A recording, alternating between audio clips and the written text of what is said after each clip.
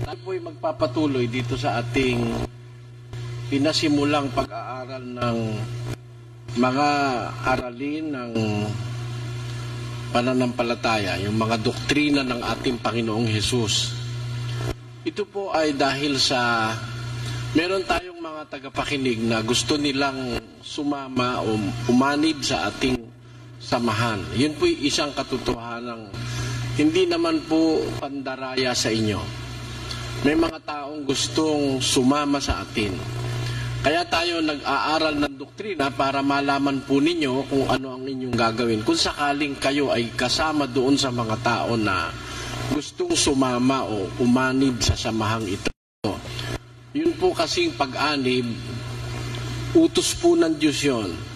At yung pagsunod doon, bumubukal sa mga taong kumikilala sa Diyos. Doon sa 12:9 ng Roma, ganito po ang sinasabi doon. Ang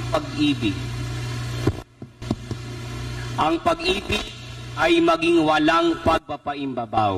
Kapuotan ninyo ang masama, makisanib kayo sa mabuti. Ayun, ang sabi ng Diyos, ang pag-ibig sana ay maging walang pagpapaimbabaw. Kapuotan ninyo ang masama. Paano natin ipakikitang napopuot tayo sa masama? Sumanib ang wika kayo sa mabuti. Kaya po yung pag-anib doon sa kabutihang sinasabi ng Diyos, yun po ay batas ng Diyos yun. Yung pag-anib sa kabutihan. Ang tao po ay nilikha ng Diyos para sa kabutihan. Sa 2:10 ng Efeso, pakinggan. Sapagkat tayo'y kanyang gawa na nilalang kay Kristo Jesus para sa mabubuting gawa na mga inihanda ng Diyos ng una upang siya nating lakaran. Ayun, tayong wika ay kanyang gawa, nilalang kay Kristo Jesus para sa mabubuting mga gawa na mga inihanda ng Diyos ng una upang siya nating lakaran. Therefore, ang tao po ginawa para gumawa ng mabuti. Yan po ang pangunahing layunin ng ating pagkatao. Ang ating pagkatao ay lapat sa paggawa ng mabuti. At ang ating pagkatao ay hindi lapat sa paggawa ng masama. Gumawa ka ng masama, sandali lang ang buhay mo. Gumawa ka ng masama, mapapasama ka. Pero pag gumawa ka ng mabuti, doon sa kabutihan, doon iniukol ng Diyos ang ating mga pagkatao, mga kapatid. Kaya, para tayo maanib doon sa mabuti na dahilan kung bakit tayo nilikha ng Diyos, kailangan maintindihan natin yung mabuti. At nagaganap po yan pag pinag-aaralan natin. Ang tao ng Diyos, para tayo maging talagang sa Diyos, tinuturuan tayo sa lahat ng gawang mabuti. Sa 3:15 ng ikalawang Timoteo. Pakinggan niyo po. At mula sa pagkasanggol ay iyong nalalaman ang mga banal na kasulatan na makapagpapadunong sa iyo sa ikaliligtas sa pamamagitan ng pananampalataya kay Kristo Jesus. Ang lahat ng mga kasulatan na kinasihan ng Diyos ay mapapakinabangan din naman sa pagtuturo, sa pagsansala, sa pagsaway, sa ikatututo na nasa katwiran, upang ang tao ng Diyos ay maging sakdal, tinuruang lubos sa lahat ng mga gawang mabuti. Ayun, ang tao po ng Diyos para maging sakdal ay tinuruang lubos sa lahat ng gawang mabuti. That the man of God may be perfect, he is fully equipped with every good work. Yun ang sabi ng kasulatan. Kaya, yung pagtuturo ng lahat ng kabutihan sa tao, tungkulin po yun ng isang nagtuturo sa relihiyon. Pag kami nagtuturo sa relihiyon na hindi po niya naituro yung kabutihan, hindi niya naituro yung lahat ng kabutihan, hindi siya qualified maging tagapagturo. Kasi yung mga alagad ng una, talagang kwalipikado sila. Lahat ng mabuti na ituro nila. Ang katunayan po na isulat nila sa Biblia, lahat ng kabutihan. At yun nga ang ating pinag-aaralan, kung natatandaan nyo pa noong unang gabi. Si Kristo ang guro, galing sa langit, itinuro ang kalooban ng Ama. Yung bago siya pumanik sa langit, itinuro niya sa mga apostol. Pagpanik niya sa langit, naiwan ng mga apostol para magturo. Alam ng mga apostol na sila'y mamamatay, isinulat naman nila yon sa Biblia. Ang pag-asa po natin ngayon, yung nakasulat sa Biblia. Para naman yung turong itinuro dun sa mga taong naging dapat sa Diyos nung una, siya namang maituro sa atin. 102:18 ng awit. Pakinggan niyo. Ito'y isusulat na ukol sa lahing susunod. Ayon. Kaya isinulat ang kasulatan, ito ang wika'y isusulat ukol sa lahing susunod. Therefore, kung tayo'y kasunod ng mga unang lahi na naglingkod sa Diyos, tayo po ang intensyon, kaya ipinasulat ng Diyos ang kanyang kautusan at ang kanyang mga salita. At yan po ang ating liliwanagin ngayong gabing patuloy sa pag-aaral ng ating pinasimulang doktrina ng ating Panginoong Hesus. At gaya po ng sinabi ko't ipinangako sa inyo noon, ang umpisang doktrinang pag-aaralan natin ngayon, yung doktrina ng pananalangin. Ang matuwid na paraan ng pananalangin turo ni Kristo at mga apostol na siyang dinirinig ng Diyos sa mga kaanib sa iglesia ng Diyos sa Biblia. Yan po ang ating pag-aaral ngayong gabi. Saan man kayo naroon, inaanyayahan ko kayo na sana po'y pagtiyagaan ninyo. Ito'y isang bagay na maliit para sa iba, pero napakarami pong nilalamang katwiran at katotohanan ng paksang ito, ang matuwid na panalangin. Kung mag-iisip po tayo, may panalangin hindi matuwid. Tiyak na tiyak yun. Anumang katwiran, may kakontra po yung kamalian. Yan po ang trabaho ng demonyo. Nagtuturo ang Diyos ng matuwid, nagturo naman ang demonyo ng mali. May aral ng Diyos, may aral din ng demonyo. Baka hindi kayo naniniwala. May aral po ng mga demonyo. Pakinggan nyo sa unang Timoteo 4, versikulo 3. Uno muna, kapatid David. Ngunit hayag na sinasabi ng Espiritu na sa mga huling panahon, ang iba'y magsisitalikod sa pananampalataya at mga kikinig sa mga espiritong mapanghikayat at sa mga aral ng mga demonyo. Akala nyo lahat ng aral sa Diyos, ha?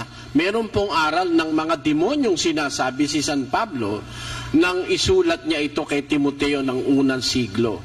Sabi niya, sa mga huling panahon, pagkawala ng mga apostol, pagkatapos ng kanilang panahon, mayroong magtuturo ng aral ng mga demonyo.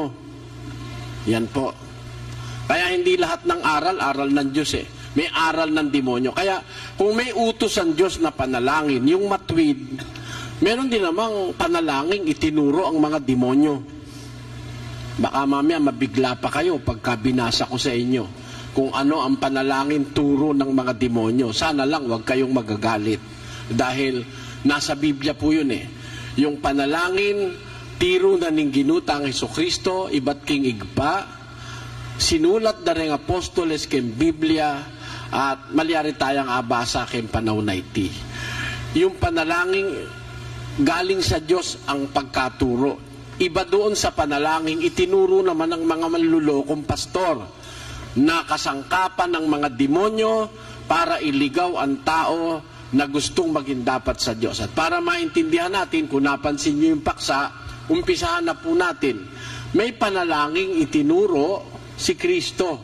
Si Kristo kasi ang guro eh. Kaya sa Kanya po tayo kukuha ng turo.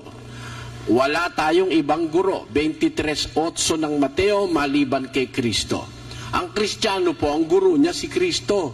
Hindi si Moises, hindi si Elias, hindi ang kahit na sino. Iisa lang po ang guro ng pananampalatayang Kristiyano, walang iba kundi ang ating Panginoong Hesus na nagkatawan tao ng unang siglo. Ngayon, siya ang nagturo ng matuwid na paraan ng pananalangin. Ano yun? Paano yung panalangin na yun?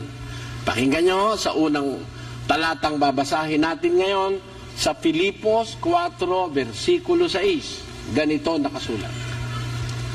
Huwag kayong mga balisa sa anumang bagay. Yun po'y batas ng Diyos. Ang tao po, punong-puno ng balisa sa buhay. Siguro, hindi ko naman dapat nang ipaliwanag sa inyo eh. Yung mahirap, nababalisa kung anong kakainin bukas ng kanyang pamilya. Minsan, yung matrikula ng kanyang anak. Marami siyang kabalisahan. May sakit ang kanyang asawa, nababalisa siya. Nawala siya sa trabaho, nababalisa siya. Marami pong ikababalisa ang tao. Dito sa mundo, maraming kabalisahan. Pakinggan nyo ang 16:33 ng Juan. Ganito po ang nakasulat. Ang mga bagay na ito ay sinalita ko sa inyo upang kayo'y magkaroon sa akin ng kapayapaan. Sa sanglibutan ay meron kayong kapighatian, ngunit laksan ninyo ang loob. Aking dinaig ang sanglibutan. Tiniyak ni Kristo yun eh. Dito sa mundo, sa sanlibutan, meron kayong mga kapighatian. Meron kang ikababalisa. There are tribulations in life. Meron kang masasalungang mga bagay na makakapagpahina ng iyong kalooban. Kaya ang batas ng Diyos sa Kristiyano, huwag kayong mga balisa sa alinmang bagay. Ba? Kala nung iba, yung salita na yung basta ganun lang. Batas po yun. Yung salitang huwag. Ang ibig sabihin nun, bawal. Huwag kang papatay. Bawal pong pumatay. Huwag kang mangangalunya. O bawal manligaw sa asawa ng may asawa. O ikaw naman babae, huwag ka naman papaligaw sa iba. Lalabas, malandi ka. Diba? Makiri. Ngara rin kapampangan, magatal. Talay sa awa na ka, papaglolo ka pa karengaliwa.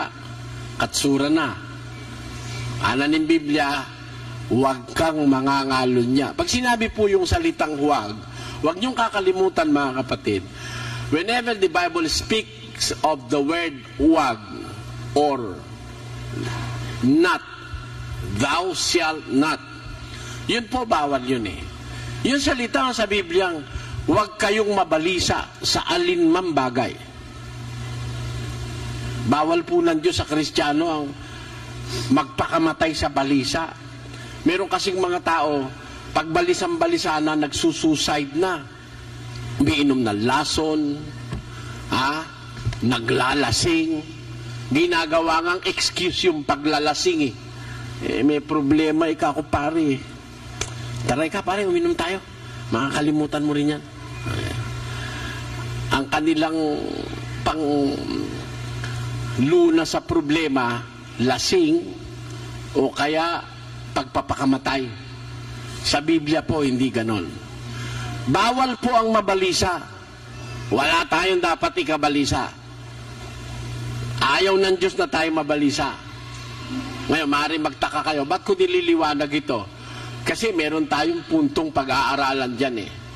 Bakit ayaw ng Diyos na tayo mabalisa? Ulitin natin, saka natin ituloy. Huwag kayong mga balisa sa anumang bagay, kundi sa lahat ng mga bagay, sa pamamagitan ng panalangin at daing na may pagpapasalamat, ay ipakilala ninyo ang inyong mga kahilingan sa Diyos. Tuloy.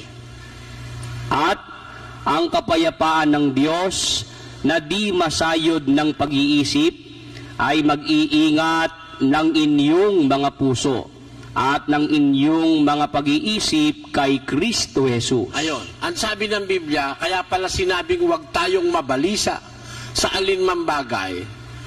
Meron pala naman gamot sa balisa ng Kristiyano Iba po kasi yung Kristiyano kaysa dun sa hindi Kristiyano. Yung balisa nila, ang gamot, lasing. O kaya magsusuicide, magpapakamatay. O kaya mag-aamok. Meron hong ganun Dahil sa balisa sa buhay, nag-amok. Alam niyo yung amok, yung tawag doon, naghurumintado. Pinatay lahat ng masalubong. Yun ang kanyang gamot sa balisa. Sa Kristiyano, hindi po ganun. Huwag kayong mabalisa sa anumang bagay. Kundi, ang sabi ng Diyos, sa lahat ng bagay, sa pamamagitan ng panalangin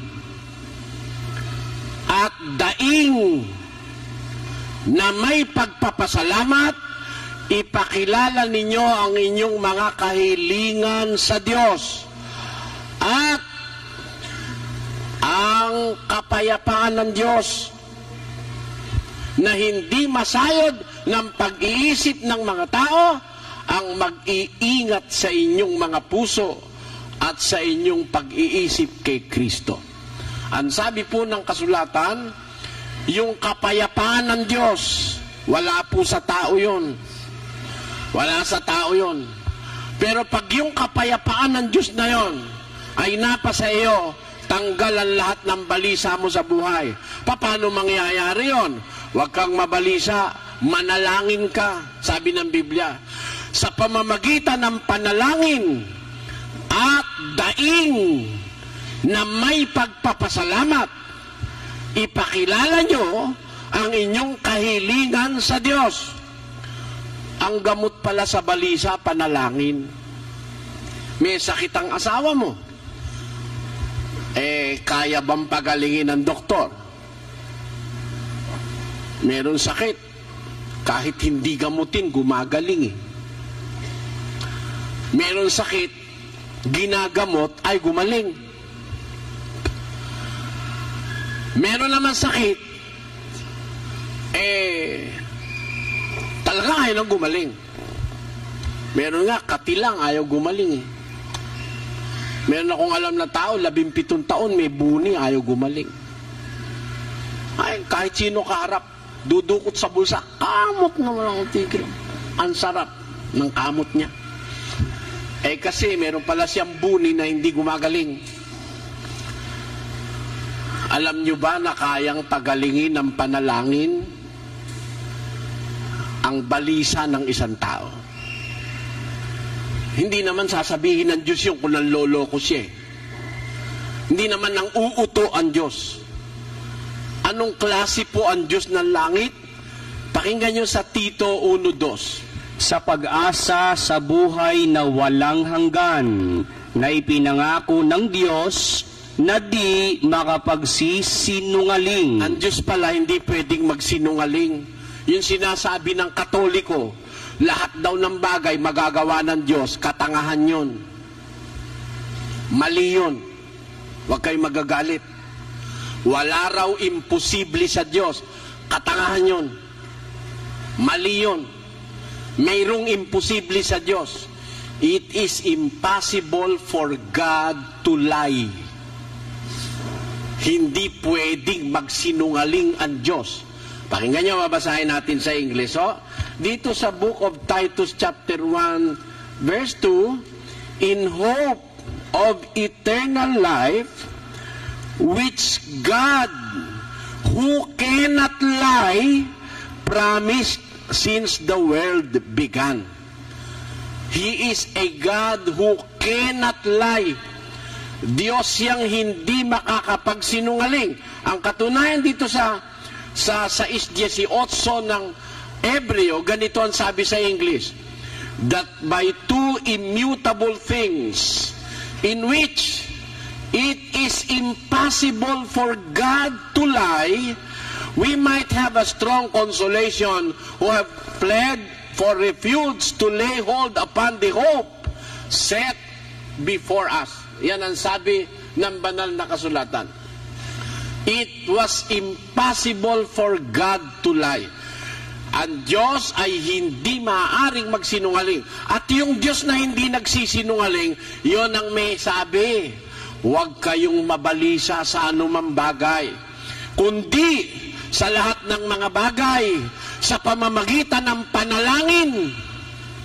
Ano po yung panalangin? At daing paggamwa mo na may pagpapalamat, ipakilala ninyo ang inyong kahilingan sa Diyos. Ano po kahulugan ng panalangin, mga kapatid? Ano yung matuwid na panalangin itinuro ng Biblia? Paghiling sa Diyos, pagdaing, pamagamwa mo. Yon ang panalangin. May kalakip na pagpapasalamat. Yan ang maliwanag sa Biblia. Kaya ang panalangin hindi po kwento.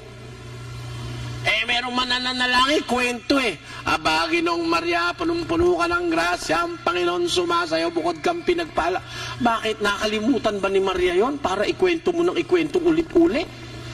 Kwento yun Hindi panalangin yun. Bapo Maria, mit mo ay grasya, ginumi at tsuke, kahit luwang kahit sablamba, bahin mo niya pa naman imbungin ng atyan mo, Jesus. Santa Maria, indunin Diyos, panalangin mo kami. Indunin ng Diyos, sa kami inutos. Yung indu mo, masakit iutos Ngayon, indunin ng Diyos, iutos mo Nanong utos mo? Panalangin mo kami makasalanan ngayon, hanggang kapilan. Hanggang kay mati kami, amin. Loan mo na yung pingangawa mo ngayon. Gagawa kang kasalanan, manibat ngayon nga kayong mateka may patugutang panalangin na kang Maria. Nung ka rin may pingwa yung panalangin na yan, panalangin niya yan. Ay, Rugo, alam pa rin Katolikong pwedeng magpatunay ka kung panalangin yan kwento yan Kabastusan niyang kang Maria. Sakay sabiyang gagalang niya yung Maria, utus-utusan niya pala. Inutos na ng Diyos, ang inutusan ng Diyos manalangin, ikaw. Ba't mo pinasa kay Maria? Naintindihan niyo mga kapatid? Bawat tao na kumikilala sa Diyos, may tungkuling manalangin. Huwag mong ipasa sa iba. Ba't mo papasa kay Maria? Sinabi mo, indunin Diyos. Tapos inutusan mo, o di lapastangan ka, biro mo indunin Diyos, piutusutos niya mo. Ala pang patugot. Walang katapusan. Biro mong utusan mong manalangin ngayon at hanggang kami mamatay. Amin. Biro mo, gagawa ka ng gagawa ng kasalanan mula ngayon hanggang mamatay ka, wala namang gagawin si Maria kundi manalangin ng manalangin. Yung tungkulin mong manalangin, pinasa mo sa kanya. Mali yun. Hindi panalangin yung Aba, Ginoong Maria, Hail Mary, full of grace, the Lord is with thee, blessed art thou amongst women, and blessed is the fruit of thy womb, Jesus. Holy Mary, Mother of God, pray for us. Anong pray for us? Saan mo nabasa yun? May batas bang ganun ng Diyos na utusan mo si Maria? Wala nun. Ang inuutusan, ikaw.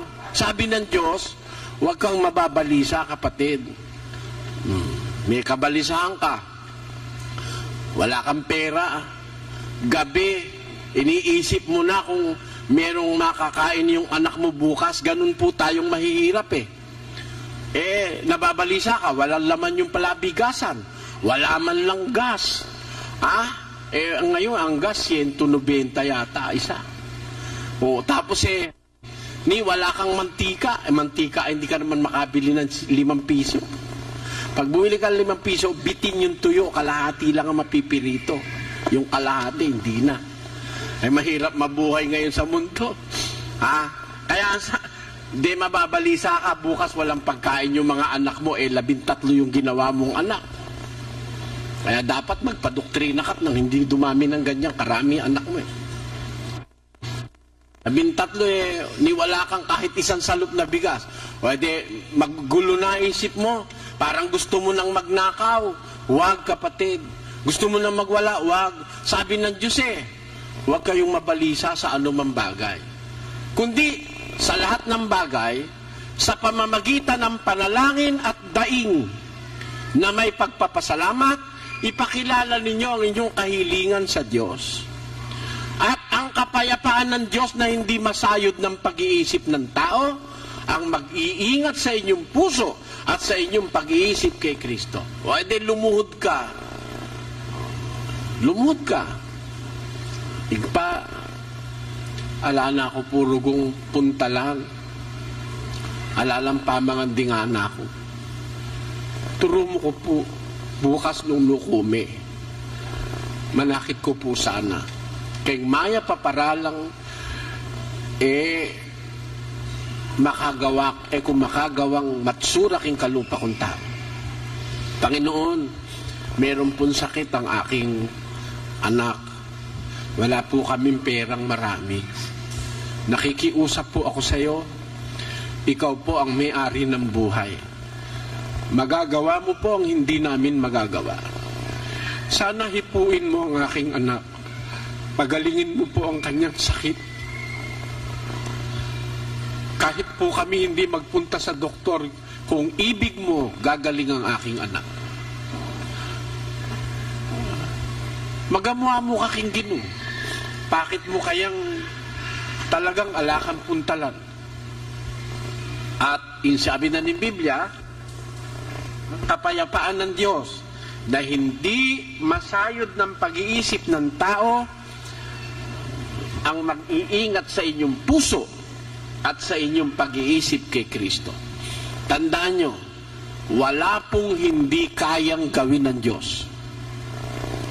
Ang kailangan lang magamuamo ka. Yun ang panalangin kasi. Sa Biblia, walang ibang tinuturong kahulugan ng panalangin. Ang panalangin, pagdaing sa Diyos, paghiling. Sa mga panahong merong kang balisa sa kaisipan, sa mga panahong wala kang makakatulong sa'yo, sa mga panahon na wala kang alam na pupuntahan, merong isang Ama sa langit na lumikha sa'yo at sa akin, kapatid. Nauunawaan niya ang iyong dinaramdam. He knows what you feel. Nararamdaman niya yung naramdaman mo. Kung nasasaktan kay, nasasaktan din siya. Pakinggan nyo, sa awit 103, ganito ating mababasa. Sapagkat nalalaman niya ang ating anyo, kanyang inaalaala na tayo'y alabok. Alam ng Diyos ang ating anyo. Alam niyan tayo alabok, marupok lang tayo, mahina tayo. Alam ng Diyos yung mga nararamdaman natin. Hindi ka dapat manalangin ng pagkahaba-haba.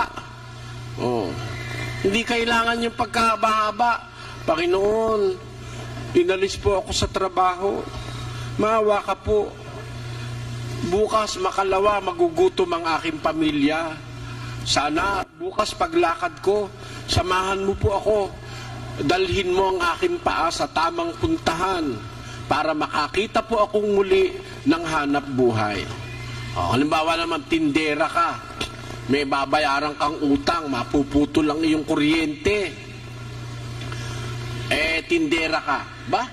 Hindi naman mahirap para sa Diyos yun na yung mga mamimili, itaboy sa pwesto mo Panginoon, mapuputulan po kami ng kuryente. Sana po makaubos ako ng tinda bukas. Simple lang. Hindi na kailangan. Ba po, maramit ko ka po king grasya. Bendito alabado saya Santissimo Kyrie eleison, Christi eleison, Christi ordinus. Amen. Kailangan pa ba yun? Diretsuhin mo ang Diyos, Alam naman niya ang gusto mo Alam naman niya ang nilararamdaman mo ibibigay naman niya kung kailangan mo O edi manalangin ka, ang panalangin, tandaan nyo, pagdaing, paghiling sa Diyos, kalakip ang pagpapasalamat. Pagkatapos mong humiling, Ama, salamat po sa iyo. Umaasa po ako na pagbibigyan mo ang aking kahilingan. Maraming salamat po sa pangalan ni Jesus na aming Panginoon. Amen. Yung amen, yan nasa, ibig sabihin, umaasa ka dun sa ipinanalangin mo'y pagbibigyan ka ng Diyos. Yun ang kahulugan ng amin. Sinasampalatayanan mo, inaasahan mo, tinatanggap mo. Yun ang kahulugan ng amin. Kaya ang panalangin, wala nang maraming paligoy-ligoy. Ang panalangin po, paghiling sa Diyos. Tingnan niyo si Kristo nagturo ng panalangin. Ang ating Panginoon. Tingnan niyo hindi paligoy-ligoy.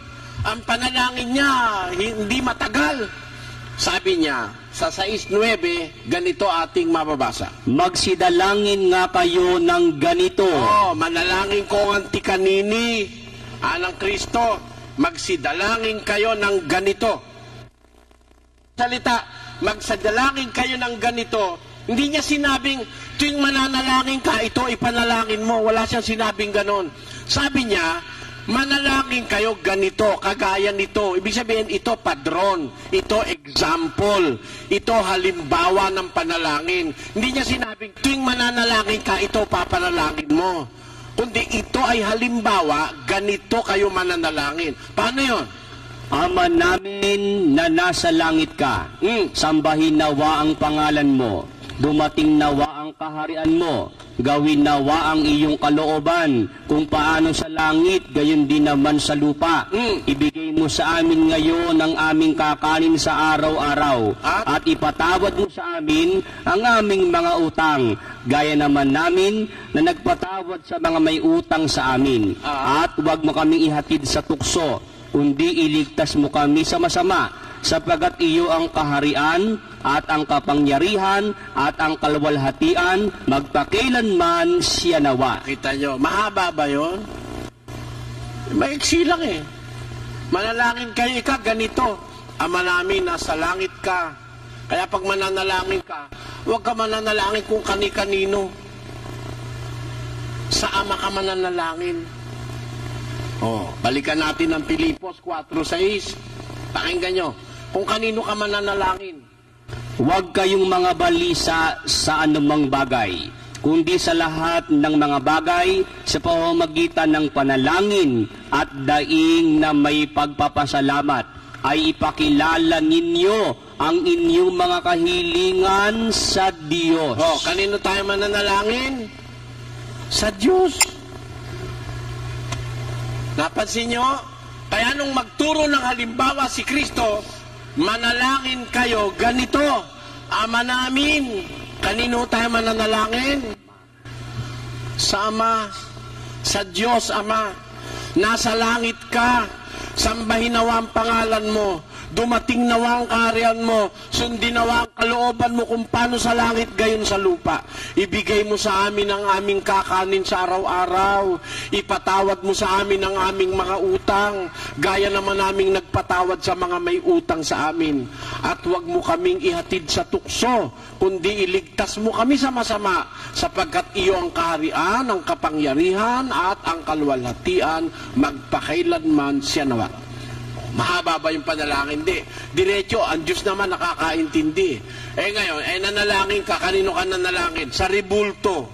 Kahit ulit-ulitin mo, di ka naman maririnig nun eh. Ribulto yun eh. Di na ka mamilipit kin sakit at yan, makakanya niya. Makatiman. Namimilipit ka, masakit ang ulo mo. Nakangiti yung ribulto mo. Manalangin ka, nakangiti pa rin siya kahit na ikaw namimilipit na. Pa? Naghihingalo ka na nga, nakangiti pa siya.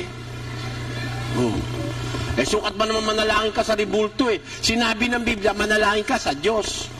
Nanalangin ka sa ribulto. Ano ang sabi ng Diyos? Doon sa nananalangin sa ribulto, pakinggan nyo sa 2 ng Habakuk. Anong napapakinabang ng larawang inanyuan? Ano mapapakinabang sa larawang inanyuan? King larawan na dinukit, na ano nga pakinabang mo? Tuloy. Nayaoy inanyuan ng manggagawa niyaon, ng binubong larawan na tagapagturo ng mga kasinungalingan, na tinitiwalaan ng nag-anyo sa kanya, na gumawa ng mga piping Diyos-Diyosan. Pipi pala yun eh. Piping idolos. O anong sabi? Sa abanya na nagsasabi sa kahoy, gumising ka. Kalulunay tang manyabikin dutong, migising ka. At sa piping bato, bumangon ka. Kinpiping bato, talakad ka. Kalulunay tanganan ng Diyos. Bakit? Magtuturo baga ito? Makakapagturo ba yung piping bato? Saka yung kahoy? Narito, nababalot ng ginto at pilak at walang hinga sa loob niyaon. Ayan, yan ang masama. Biro mo, mananalangin ka, sa kahoy ka nanalangin. Kahoy yan eh. Bato. Yun nga nagtitinda ron sa amin doon sa kabilang compound doon noong araw. Taga Makabebe. Kinakatok pa yung kanyang daladalang pulang-pula eh. Pulang-pula damit. May corona. Bili na ho kayo. Matibay ho ito. Primera klase kahoy. Tignan nyo kinatok doon sa nito. Mabili lang yung juice niya eh. Kakatukin niya eh. Kinatok yung juice niya. Tapos, magkano ka ako? 750 raw. Mahal naman ka ako niyan. Kahoy lang ka ako. Mahal ba? Oh, yali, hindi kahoy lang ito. Apong ginoy niya na. Hindi naman daw kahoy lang yun. Panginoon Diyos daw yun. Walang nga Panginoon Diyos mo. Mura. 750. Tewaran ke. Tinawaran ko ng tinawaran. Umabot ng 300. Susubukan ko lang. Hindi ko naman bibilin eh. Yung pala 300. Laki mo naman ka ako magtubo. Ba't 750 na agad ang turing mo? Eh pala 300 pwede naman pala yan. Sabi ko. Balo mo na manintunang katay. Alam mo naman naghahanap buhay tayo. Sabi ko. Yan nga tayo tinuruan eh. Ang itinuro sa atin, manalangin sa piping Diyos-Diyusan. Kalulo na itang manya, biking dutong migising ka. At kimpiping bato, mibangon ka. Makaturuya warite, o ini. Ano ng Biblia? Kelup ko pandyang pilak at ginto, pero alam pangisnawang nanuman king kilub na niti. Ikwayo ita. Makalulos kayo. Nung 7 banwang manalangin ka rin, alayan dimda magyametong.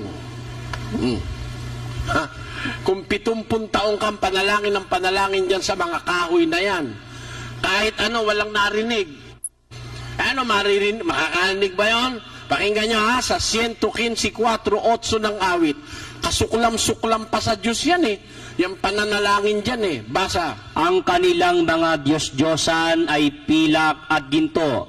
Yari ng mga kamay ng mga tao.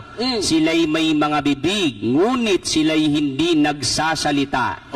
Mga matay mayroon sila, ngunit hindi sila nakakakita. Sila'y may mga tainga, ngunit hindi sila nakakarinig.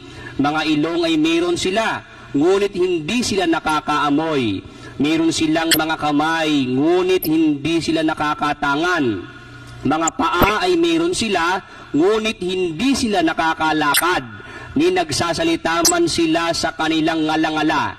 Ang nagsisigawa sa kanila ay magiging gaya nila. Oo, bawat tumitiwala sa kanila. Kita nyo? Napakasama niyan eh. Ang kanila ikaw mga Diyos-Diyusan, pilak at saka ginto. Gawa ng kamay ng mga tao. Meron silang mata, hindi nakakakita. May bibig, hindi nakakapagsalita. May paa, hindi nakakalakad. Kaya nga para yun eh, maalis dun sa lugar niya. Pinapasan yun eh. Hindi naman nakakalakad yun eh. Biro mo yun ang itinuro sa atin Diyos. Biro mo, paluhurin tayo at panalanginin tayo ron. Huwag kayong magagalit. Ngayon, kung nagagalit kayo, ano pakialam ko? Yun ang nasa Biblia. Kung magalit kayo, ano pakialam ko sa inyo? Tinuturo ko na nga sa inyo yung tama eh. Kayo pang magagalit sa akin. Hindi, barilin niyo ako kung gusto niyo. Pinaluhod tayo sa mga pipin Diyos-Diyusan. Bawal yan. Miski sa Biblia ng pare, bawal yan. Pakinggan niyo ha. Ito, Biblia ng pare ito. May pirma pa ni Cardinal Santos ito eh.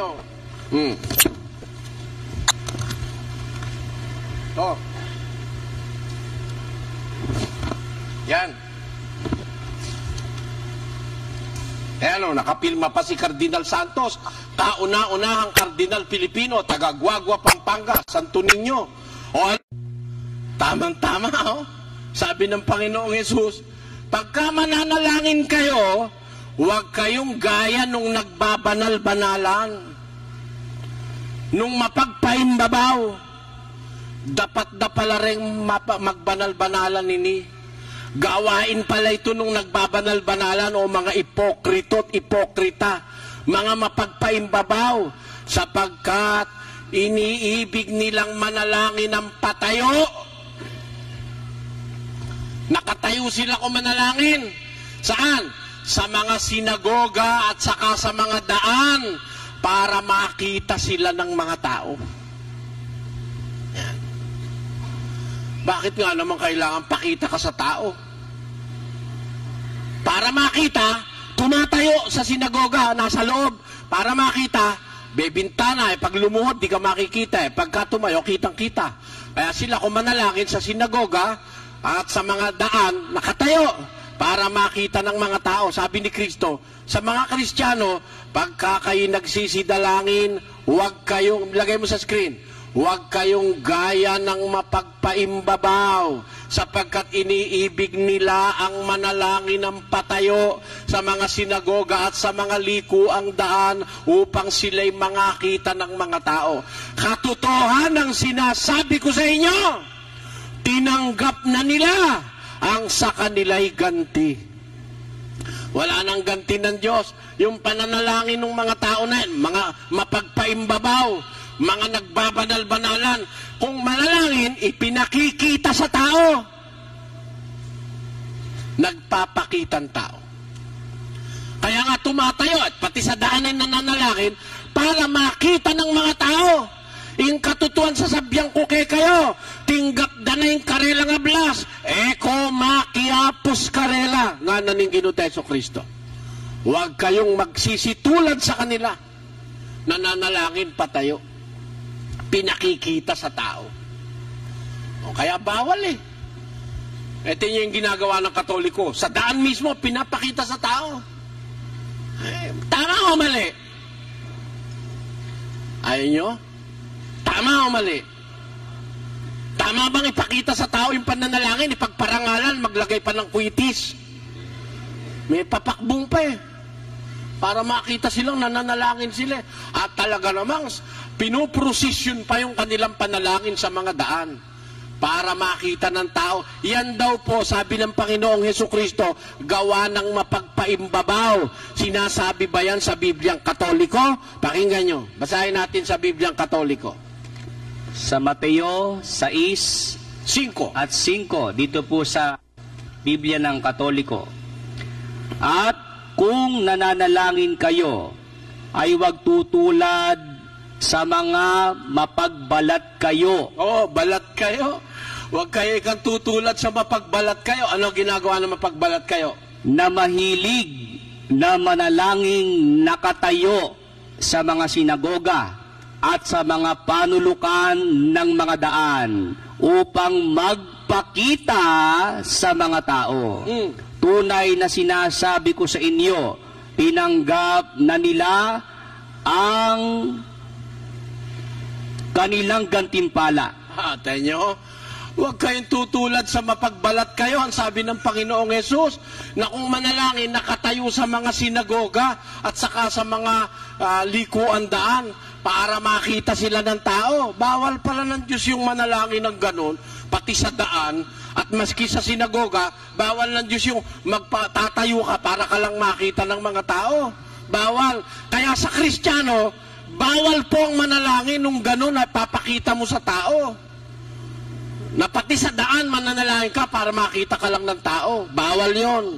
Ano sabi ni Jesus? Tuloy natin ang basa. Tatapot ikaw, pagka ikaw ay mananalangin. Anong gagawin mo? Pumasok ka sa iyong silid. Tapos? At kung mailapat mo na ang iyong pinto, ay manalangin ka sa iyong ama na nasa lihim. At ang iyong ama na nakakakita sa lihim ay gagantihin ka. Nakita nyo, di magkakontra pala ang gusto ng ama kaysa doon sa panalangin ng mga mapagbalat kayo.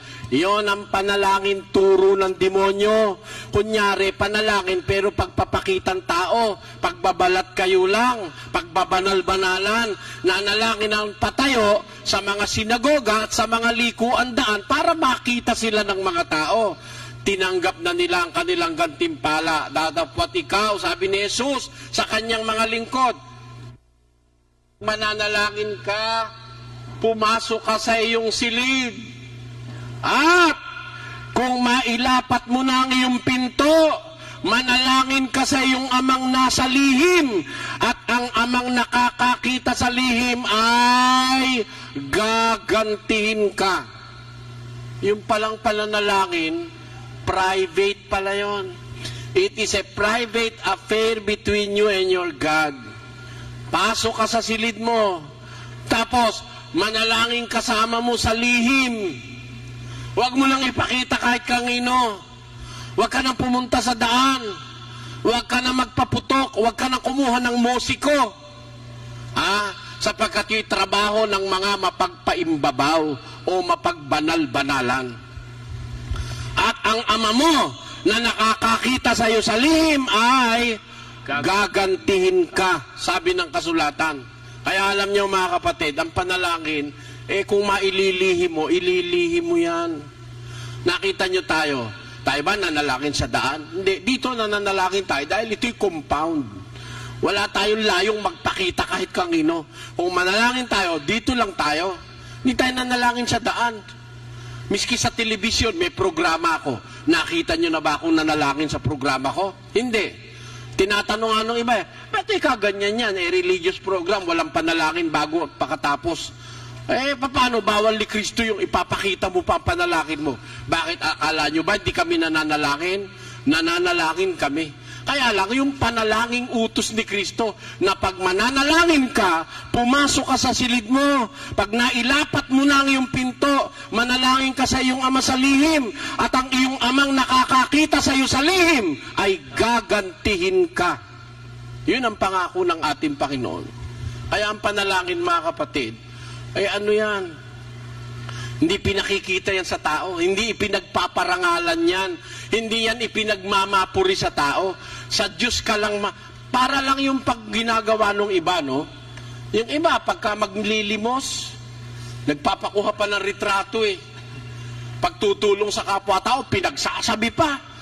Bawal ni Kristo yun Itaas natin ang basa, kapatid, na Willie sa 2. Kaya nga, pagka ikaw ay naglilimos, ay huwag kang tutugtog ng pakakak sa harap mo, na gaya ng ginagawa ng mga mapagpaimbabaw sa mga sinagoga at sa mga daan, upang sila'y mangagkapuri sa mga tao. Katotohanang sinasabi ko sa inyo, tinanggap na nila ang sa kanila'y ganti.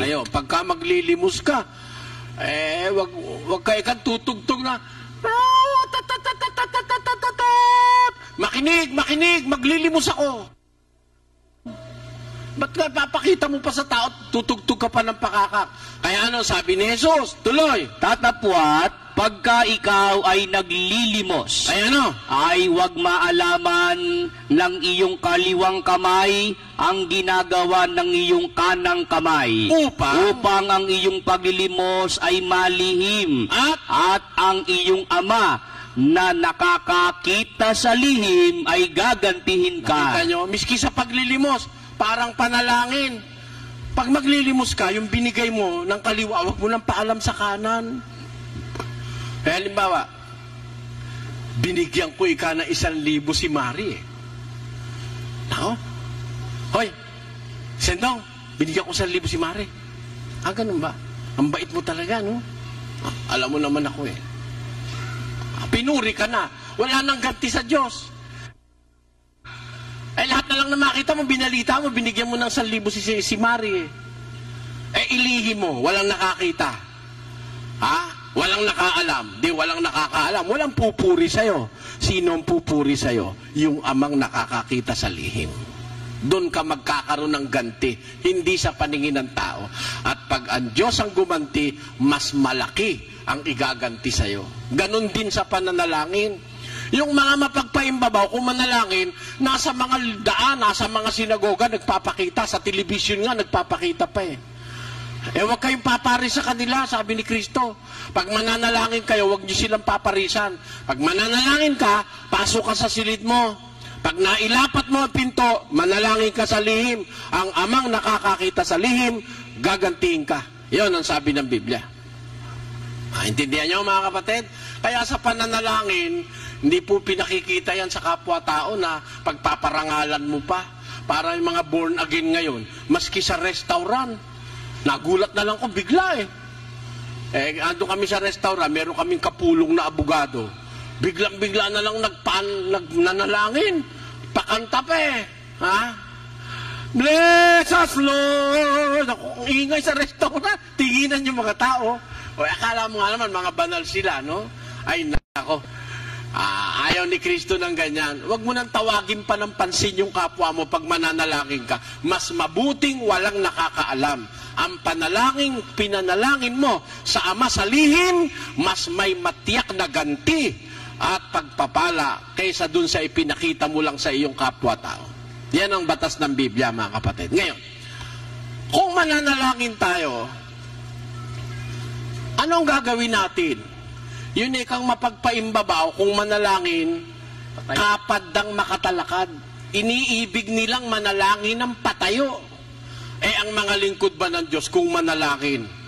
Kagaya ba ng iglesia ni Manalo, laging kung manalangin nakatayo? Sa iglesia ni Manalo, ang utos ni Manalo, lagi tumayo Basahin natin, no? Ito'y aral ng iglesia ni Manalo. Ito'y libro na ang sumulat si Eranio G. Manalo ng Iglesia ni Cristo. Ito, sa pahina 116, page 116. Ano ang sabi rito? Isama ninyo ang damdamin ninyo kapag nananalangin ng kapulungan. Sino man sa nangangasiwa ng pagsambang nangunguna.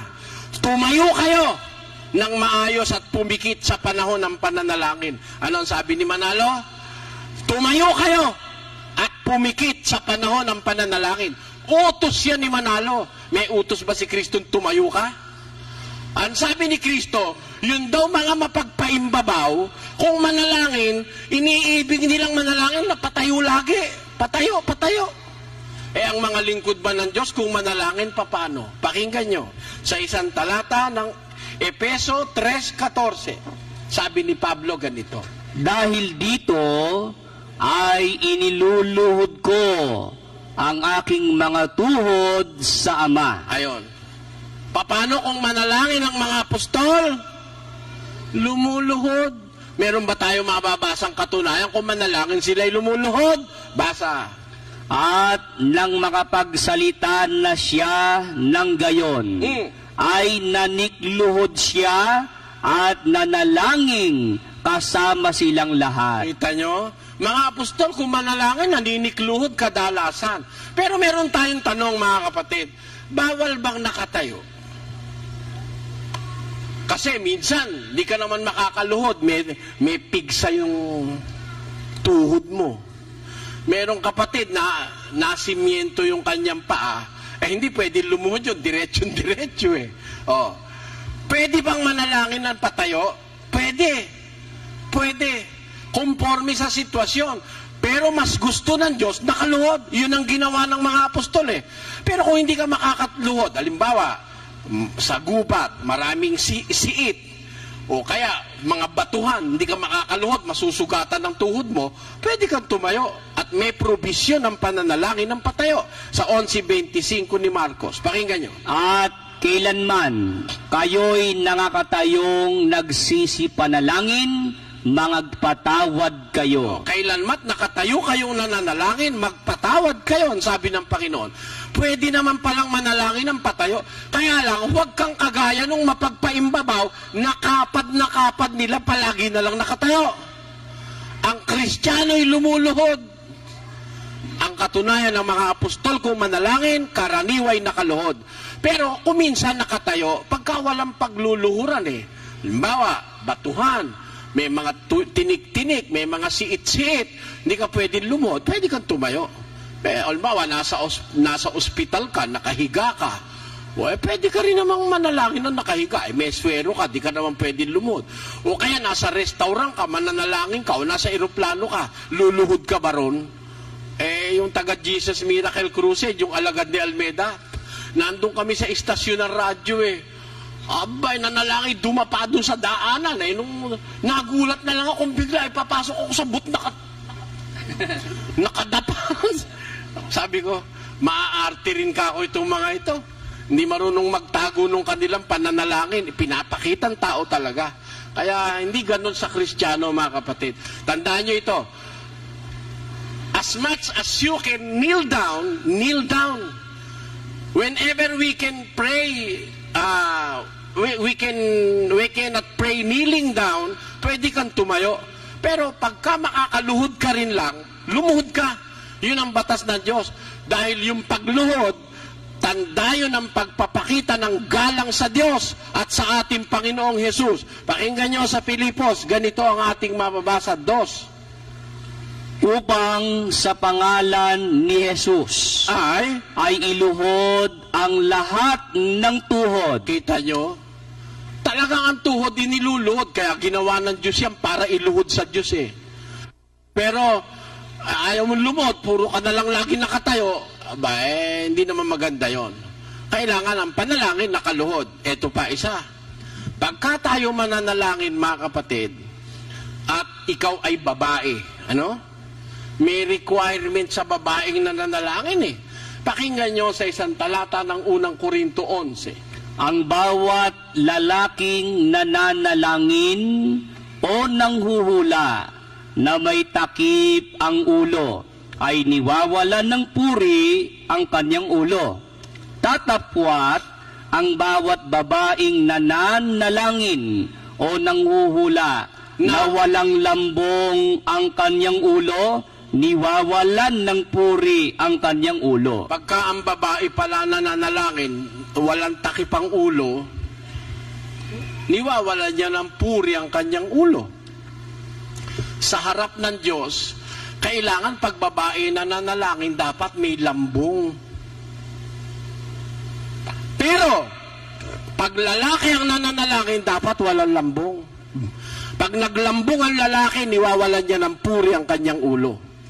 Pero pag ang babae naman ay walang lambong, niwawalan niya rin ng puri ang kanyang ulo. Kaya ang ibig sabihin, pagka mananalangin lalaki, huwag ka maglalambong. Merong mga lalaki kung manalangin, nakalambong. Mga Bombay, may turban pa nga, hindi ba? May mga takipang ulo, mali yun sa Biblia. Ang kailangan, pagka ang lalaki mananalangin, walang lambong. Pero pag babae ang mananalangin, dapat may lambong ang kanyang ulo. Yan.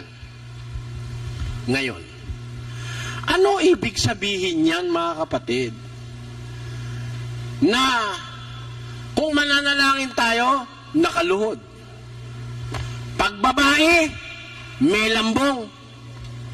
Pag lalaki, walang lambong. Kung mananalangin, kailangan pumasok sa silid, ilapat ang pinto, manalangin sa Ama sa lihim. Anong kahulugan yan, mga kapatid? Sa pagtuturo ng Biblia. Yan po ang ipagpapatuloy natin bukas ng gabi.